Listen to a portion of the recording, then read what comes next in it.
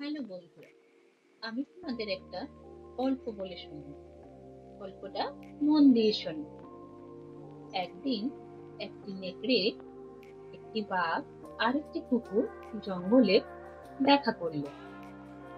তিনজনেই খুব ক্ষুধার্ত ছিল।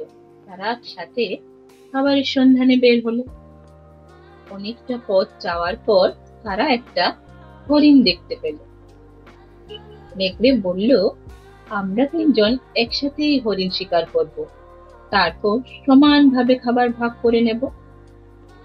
কিছুক্ষণ পর তারা তিনজন মিলে হরিণ শিকার করল। বাঘ বলল, আমার মতে আমি সবচেয়ে শক্তিশালী, তাই আমি খাবারের বড় অংশ পাবো। নেকড়ে বলল, এটা ঠিক নয়, আমরা সবাই সমান পরিশ্রম করেছি, খাবার সমান ভাগে ভাগ হওয়া উচিত। কুকুর একটু ভয়ে বলল, আমি বলি ঝগড়া না করে খাবার ভাগ করে খাই না।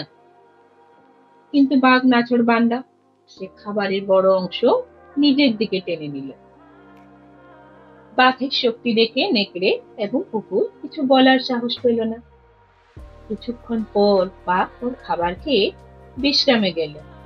তখন নেকড়ে কুকুরকে বলল, দেখলে, শক্তিশালী সব সময় অন্যায় ভাবে বেশি নেয়, কিন্তু আমরা যদি একসাথে থাকি তাহলে বাঘের মোকাবিলা করতে পারবো।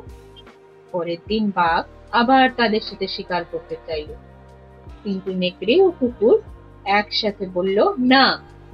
তাকে তখন তারা ভয় দেখালো। বাঘ ভয়ে পালিয়ে গেল। এরপর থেকে নেকড়ে এবং কুকুর বন্ধু হয়ে গেল। তারা বুঝলো, ঐক্যবদ্ধ থাকলে সব সমস্যার মোকাবিলা করা যায়। তাহলে বন্ধুরা, তোমরা এখান থেকে কি শিখলে?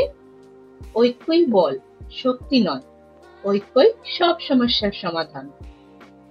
তোমরা যদি এইরকম আরো ছোট ছোট গল্প শুনতে জানতে চাও, তাহলে আমার চ্যানেলটিকে সাবস্ক্রাইব করে রাখিও, লাইক করো, কেমন?